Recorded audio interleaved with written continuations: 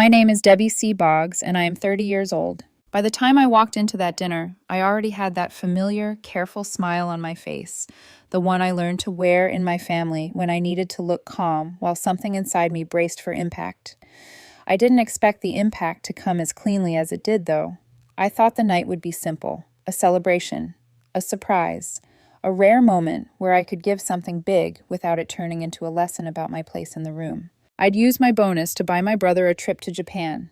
First class, 2 seats, paid in full. I'd planned it weeks ago, quietly, deliberately, because I wanted it to feel magical, like something that could reset the story we'd been stuck in our whole lives. My brother had been obsessed with Japan when we were kids. He talked about Tokyo like it was a promise. Food, culture, neon streets, temples, the whole dream. I told my mom about the tickets because I thought she'd help me make it a real surprise. I thought she'd be proud of me for doing something generous. I thought she'd protect the moment. That was my mistake. The dinner table was crowded with the usual cast. My dad at one end, silent but present, letting my mom do what she always did, control the temperature of the room. An uncle who laughed too loudly. A few relatives who clapped on command. My brother sitting like he belonged at the center of it all, his girlfriend beside him. Already glowing with anticipation because my mom had been acting strange all week in that way she does when she's planning something. My boyfriend Ethan had offered to come with me, but my mother had insisted it was family only, which I accepted the way I always did, like my comfort was a negotiable item. My mother waited until the first plates were served to do it. She didn't rush. She didn't stumble. She made a little show of smoothing her napkin, of looking around the table like she was about to announce a blessing. Then she slid a crisp white envelope across the table toward my brother with a smile that made my stomach tighten before I even understood why. "You're only here because I felt sorry for you," she said. Not to him, but about me, like I wasn't sitting 3 feet away, like I was part of the decor. The words landed, and the table reacted the way it always did when my mother spoke with confidence. A pause, then laughter, then that soft wave of applause people do when they don't want to think too hard about what they're clapping for. My dad lifted his glass. My uncle slapped my brother's back. My brother opened the envelope slowly, already grinning, like he knew what was inside because my mother had probably been feeding him hints, letting him believe the moment belonged to her. When he pulled out the tickets, his girlfriend gasped like she was in a movie. First class to Japan. The exact thing I had bought. The exact thing I had paid for. My bonus turned into her performance. My mother sat there soaking it in like a standing ovation, like she'd just done something selfless and grand. And I sat there smiling. Not because I was happy, not because I was proud, but because sometimes the only thing you can do when you're being made the punchline is keep your face still, so you don't give them the satisfaction of watching you break. I watched my brother start talking immediately about hotels. Not the boutique place I'd picked near Shinjuku because he said he wanted something authentic. Something with character. No, he was talking about 5-star luxury, rooftop pools, the kind of places he couldn't afford on his own and never would have booked without someone else's money behind it. He talked like the trip had always been inevitable, like the universe had finally delivered what he deserved. My mother didn't correct him. She didn't mention my name. She didn't even glance at me to see if I was okay. The omission wasn't accidental. It was a choice. It was her favorite kind of power, the kind that lets her erase someone and still make them sit politely through it. The rest of dinner blurred, bland chicken, dry rice, a store-bought cake that tasted like sugar and cardboard. I remember the girlfriend pulling up pictures of her Tokyo vision board, giggling about outfits and photos. I remember relatives telling my mother how generous she was. I remember my brother basking in it, the golden child receiving a gift he didn't earn and didn't even think to question. And I remember the exact moment I stopped feeling surprised. Because this wasn't new. This was just louder than usual. My whole life, my mother had treated my contributions like they didn't count unless she could claim them. If I paid for something, it was family money. If I helped, it was what you're supposed to do. If my brother succeeded, it was because she raised him right. If I succeeded, it was because I got lucky. If I suffered, it was because I was too sensitive. I didn't speak. I didn't confront her at the table. I didn't demand credit or ask why she said what she said. I just kept smiling and waited for the moment I could leave without making it a scene, because scenes are what my mother feeds on. She starves without an audience. When the plates were cleared, I stood up calmly, wiped my mouth with my napkin, and said I had an early morning. No one stopped me. My mother didn't say goodnight. My brother barely looked up. They were too busy celebrating a story where I didn't exist. I walked out into this night air and felt something in me shift from hurt to clarity. Not rage, not heartbreak, just a cold, clean understanding that if I stayed in this family the way I had been staying, I would keep getting erased. At home, I poured a glass of wine and opened my laptop like I was clocking in for a job. I logged into the airline account. The booking was in my name, not my mother's, not my brother's. The miles transfer was attached to my rewards account. The payment was traceable to my card. This wasn't a gift she could actually own, no matter how loudly she presented it. I canceled the tickets. 2 clicks, a confirmation screen. A refund process initiated. Then I reversed the miles transfer. The points slid back into my account like they'd never left. Then I logged into the hotel site and canceled the reservation. And after that, I called the front desk directly, polite and steady, telling them to expect a no-show and not to hold the room. The woman on the phone thanked me like this was normal. To her, it was. To me, it was a line being drawn. Last, I froze the emergency account my family used whenever their own bank balance ran dry. The one my mother called just in case, but somehow always became right now. I froze it the way you shut off water to a pipe that's been leaking for years. When I finished, I didn't feel triumphant. I didn't feel guilty. I felt calm, like the last domino in a long row had finally tipped, and everything that was going to fall had already started falling. The next morning, they would go to the airport expecting a celebration. They would discover they had nothing. And for the first time in a long time, it wouldn't be my job to fix it. I woke up the next morning before my alarm, not because I was anxious, but because my body is used to waking up when there's a storm coming. The apartment was still dark, the kind of quiet that makes every small sound feel amplified. I made coffee and sat by the window, watching the street like I was waiting for something to appear out of the fog. My phone was face down on the table. For once, I didn't feel the urge to check it. I already knew what would happen. Not in the dramatic, cinematic way people imagine revenge, but in the simple, mechanical way consequences work when you remove the thing holding everything together. The first call came at 7:18 a.m. My brother. I let it ring. Another call, 7:19. His girlfriend at 7:20. I could picture her at the airport in a travel outfit she'd planned for photos, hair done, makeup perfect, clutching a passport like it was a ticket into a better life. At 7:23, my mother. I didn't answer. At 7:27, my father, which almost made me laugh because he never called unless something was on fire and he didn't know how to put it out. By 8:22 a.m., I knew they'd reached the counter because the messages started coming in, not just missed calls, but texts that read like panic turning into rage in real time. Debbie, answer. This isn't funny. We're at the airport. What did you do? Call me right now. Then, the one that told me exactly how they saw me, even while they were desperate. Fix it. No, please. No question. Just a command, like my role had been restored the moment they needed it. I kept sipping my coffee. I wasn't imagining their faces at TSA. I wasn't gloating. I was just letting the truth play out. The tickets were void because my name had been on the booking. Not my mother's. Not my brother's. There was no backup credit card attached. No extra miles sitting there ready to cover the gap. No cash big enough to replace first-class seats at the last minute. They would have stood at that counter, cycling through the stages of disbelief, confusion, anger, and finally the kind of quiet that comes when you realize you've been depending on something you didn't actually control. Then the hotel. I knew my mother would call, still confident, still believing her authority could bully reality into compliance. But the hotel wouldn't hold a room for a reservation that didn't exist. They would say it politely. They would offer condolences with professional neutrality. They would end the call with a cheerful goodbye that felt like a door closing. By noon, they would be back home. And that was the part that surprised me. Not that they failed, but that they didn't immediately explode the way I expected. There were no voicemails dripping with rage, no furious texts threatening to disown me, just a strange gap, a sudden radio silence that almost felt unnatural. If I hadn't grown up with my mother, I might have mistaken it for reflection. But I knew better. My mother doesn't reflect. She recalculates. Silence with her isn't peace, it's strategy. It's waiting for the guilt to do the work for her. So I slept in the next day. I made pancakes. I posted a photo on Instagram with a sarcastic caption about self-care Sundays, not because I needed attention, but because I knew my brother would see it.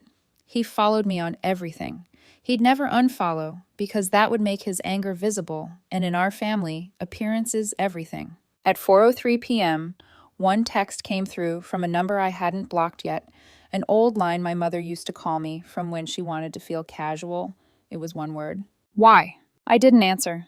At 7:11 p.m., the knock came. I live in a building with a locked entrance, but someone must have held the door open, or they waited until someone walked out. I opened my apartment door and saw all three of them, my brother, my mother, and his girlfriend standing in the hallway like a tribunal. His girlfriend looked more embarrassed than angry, like she hadn't signed up for family warfare and didn't know where to put her eyes. My brother stood with his hands in his pockets, jaw tight, trying to look like the victim. My mother stepped forward like she owned the air. She didn't say hello. She walked inside. "Why would you do that?" she demanded, turning to face me, like I was an employee she was about to discipline. I let the question sit for a moment, not because I didn't have answers, but because I wanted her to feel what it was like to speak into a room and not instantly control it. Then I asked, calmly, "Why did you tell everyone it was your gift?" My mother's expression didn't change, but her eyes sharpened. "It was a family gift," she said, like that phrase could erase the receipt, the account history, the months I'd spent planning. "No," I said, "it was mine." My brother shifted, finally speaking. "Debbie, it was supposed to be my birthday gift," he said, voice strained, as if that was the only part that mattered, that his disappointment was the center of the story. "It was," I replied, meeting his eyes. "From me." His girlfriend looked at him, not me, and that tiny movement said everything. She was trying to figure out what she'd walked into, what kind of family this was, and what it meant about the man beside her. My mother crossed her arms. "You humiliated us," she said. "Do you know what you did at that airport? People were watching. Your brother looked like an idiot." I almost laughed at the irony. They'd applauded while my mother humiliated me at dinner, but now humiliation mattered because it touched them. "You humiliated me first," I said. "You erased me, took credit, and then told everyone I was only invited because you felt sorry for me." My mother's eyes flicked, not guilt, calculation. I could have yelled then. I could have listed every time I'd saved them, every quiet bill I'd paid, every sacrifice they'd treated like background noise. But I didn't. I did something worse, something my mother hates more than anger. I told the truth. I looked at my brother and said, "You want to know the truth?" He hesitated, then nodded. "I'm not rich," I said. "I'm not doing that well. I don't have a fancy job. I don't have investments. I'm a driver. I drive this guy around, a blogger who likes to pretend he's a celebrity. That bonus wasn't a promotion reward. It was a one-time tip, a lucky break, and I spent it on you." The room changed instantly. The air shifted. My brother's mouth opened, then closed. His girlfriend's face tightened, and again, she looked at him like she was suddenly seeing how much of his life depended on someone else's generosity. My mother blinked slowly, as if she was trying to decide whether to deny it or weaponize it. "You lied," my mother said finally, but her voice wasn't outraged. It was almost satisfied, like she'd found a new angle. "No," I said. "You assumed.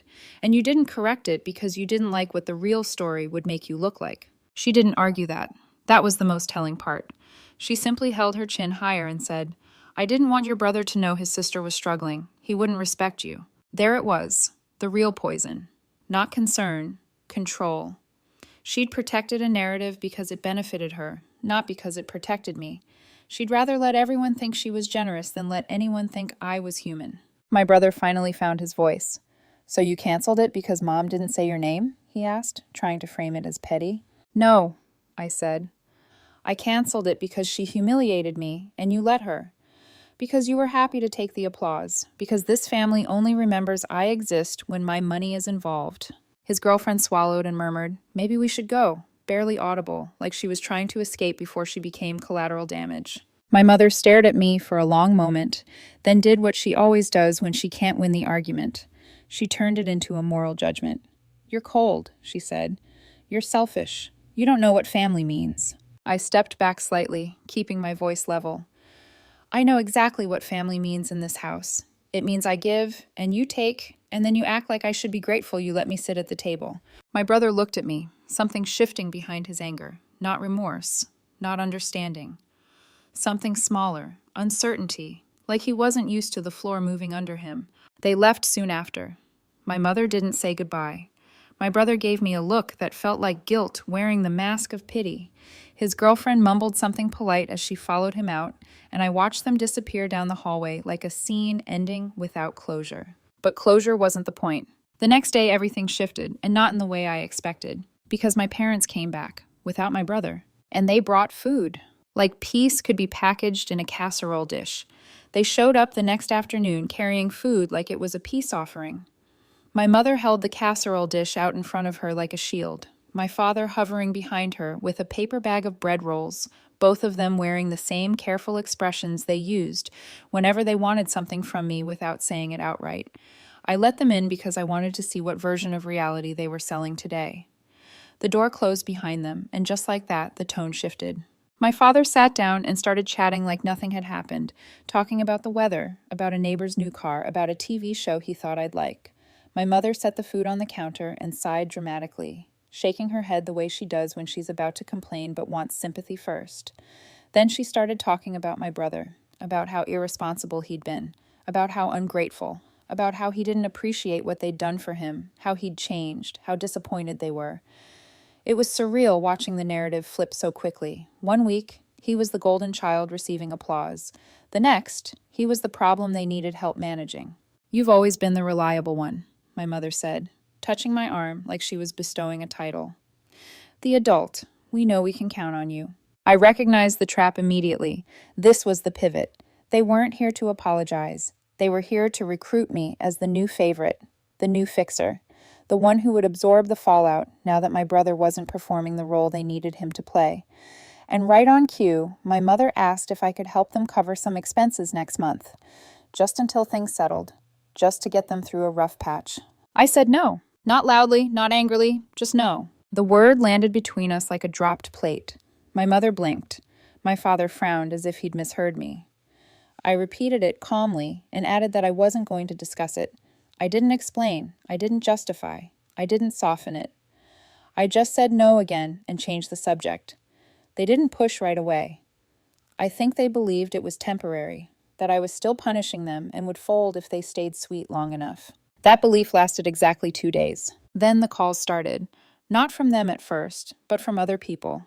An aunt asking if everything was okay between me and my brother. A cousin hinting that my parents were worried about me.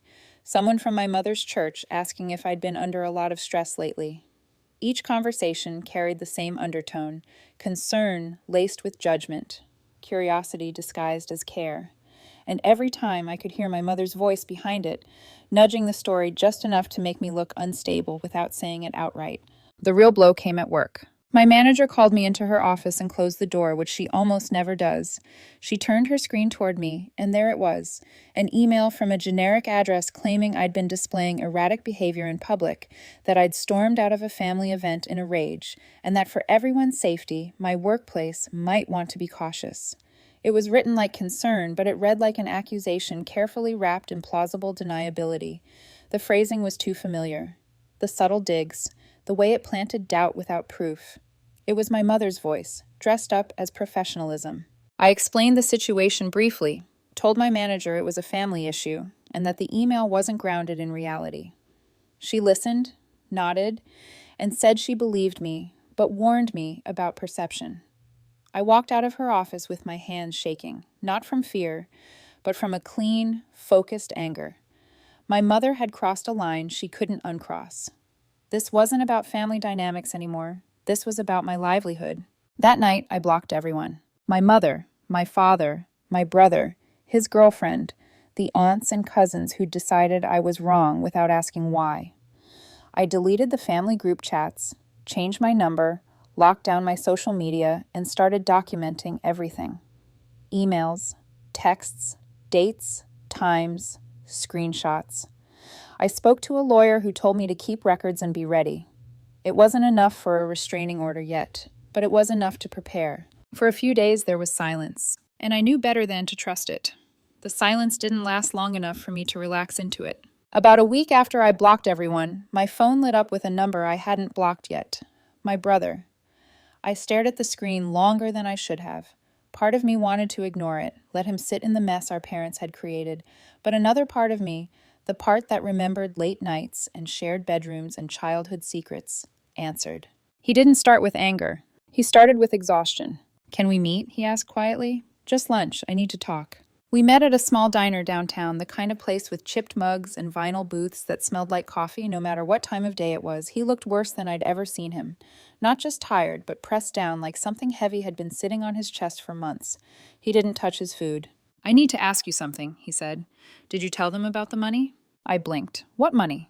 "The loan. 6 months earlier, he'd borrowed a large sum from our parents. He said it was for a business opportunity, a freelance project with big potential. No contract, no timeline, just trust and optimism, the two things my parents handed out freely, when they believed they were investing in the right child. The project fell through. He couldn't pay it back. And now, after the Tokyo disaster and the shift in family alliances, they'd turned on him. Daily calls, accusations, threats. They were telling relatives he was irresponsible, dishonest, that he'd stolen from them.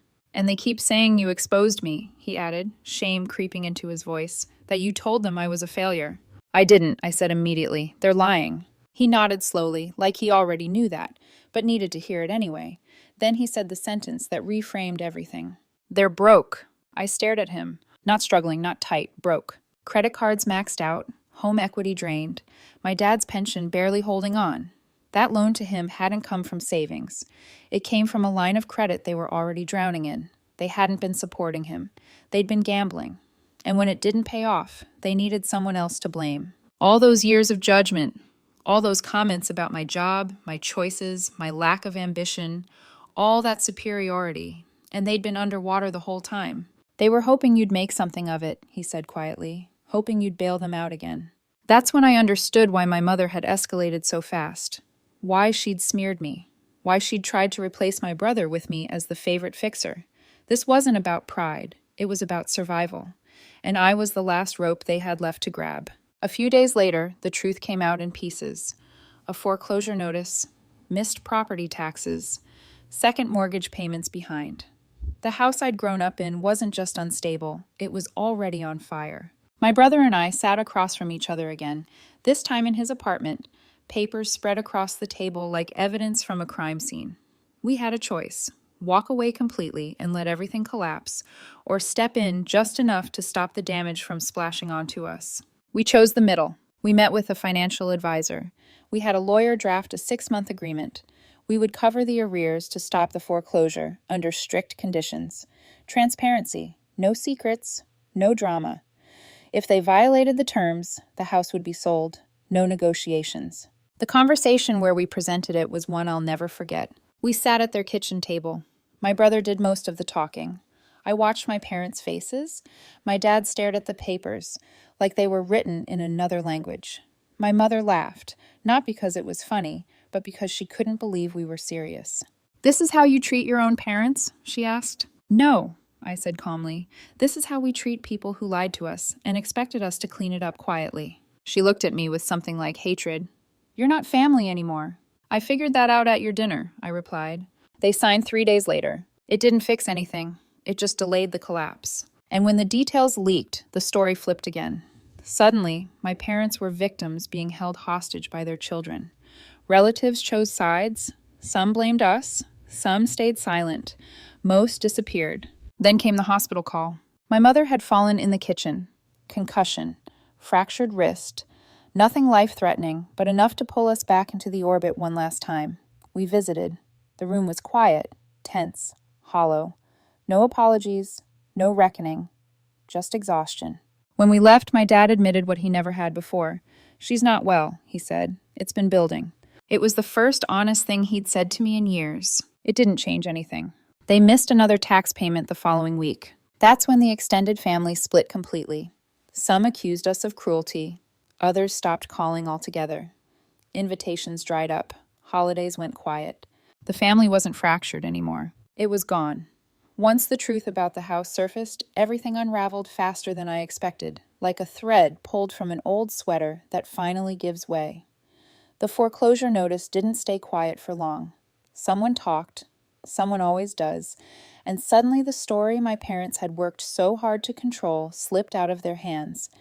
Not the version where they were generous, wronged parents betrayed by ungrateful children, but the real one, where they had been living on borrowed money, borrowed time, and borrowed dignity. Relatives stopped calling to lecture. Some stopped calling altogether.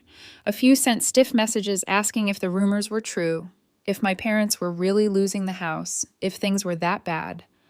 I didn't confirm or deny anything. I was done managing perception for people who had never managed truth. My brother and I stayed quiet, watching the noise burn itself out. The house went on the market in early spring, not with a sign in the yard or a proud announcement, but quietly, listed through a friend of a friend, priced below market to make sure it moved quickly. I found out, the way I found out everything else, by accident. A realtor I went to high school with recognized my last name and mentioned it casually, like it wasn't the place where every version of our family story had been staged for decades. He said my parents looked tired when he met them. Not angry, not dramatic, just tired. They sold it within a month. They moved into a small duplex 2 towns over, somewhere anonymous enough that no one would stop by uninvited. My mother deactivated her social media. My father stopped going to church. The applause dried up when there was nothing left to perform with. The people who had once praised them for raising such successful kids faded away when there was no success left to borrow. The strangest part was how quiet it all became. No final confrontation, no tearful apologies, no last attempt to pull me back in. It was like the story had simply run out of fuel. I didn't hear from my parents again. Not directly. Every now and then, someone would mention seeing them at the grocery store or at a pharmacy, always in passing, always followed by the same phrase. They asked about you. That was it. No call, no letter, just a breadcrumb that led nowhere. My brother did better once the chaos settled, not overnight and not dramatically, but steadily. He started freelancing again, real work this time, with contracts and deadlines and consequences. We talked once or twice a week, not like best friends, but like 2 people who survived the same storm and didn't need to keep proving it to each other. We didn't rehash the past. We didn't assign blame. We just let the distance be what it was, honest and manageable. As for me, life became quieter in ways I hadn't realized I was craving. I kept my job. Nothing else came of the email my mother had sent, and with documentation in place, the threat lost its teeth. I saved more. I spent less. I stopped explaining myself. Peace, I learned, doesn't announce itself. It just shows up one morning when you realize your phone hasn't made your stomach drop in days. Ethan noticed it before I did. One night, while we were cooking dinner, he said, "You don't flinch anymore." I laughed at first, then realized he was right. I wasn't bracing for the next demand, the next accusation, the next crisis that somehow required my wallet and my silence. I had space, real space, and once I felt it, I knew I couldn't give it up again. A year passed without ceremony. No holidays together, no forced reunions, no dramatic closure. My parents didn't call on my birthday. I didn't send a card. The absence stopped feeling like a wound and started feeling like a boundary that finally held. The anger faded, not because I forgave them, but because it got tired. Anger needs fuel. When you stop feeding it, it burns itself out. Sometimes people ask if I regret canceling that trip, if I wish I'd handled it differently, if I think things could have been salvaged. I always give the same answer. That dinner didn't break my family. It revealed it. The tickets were never really about Japan. They were about credit, control, who got to be seen as generous, and who was expected to be grateful for scraps. I didn't walk away because I was cruel. I walked away because I finally understood that staying meant disappearing. Some stories don't end with reconciliation or revenge. Some end with distance, with quiet, with the slow rebuilding of a life that doesn't revolve around fixing people who don't want to be honest. And sometimes that's the only ending that actually feels like freedom.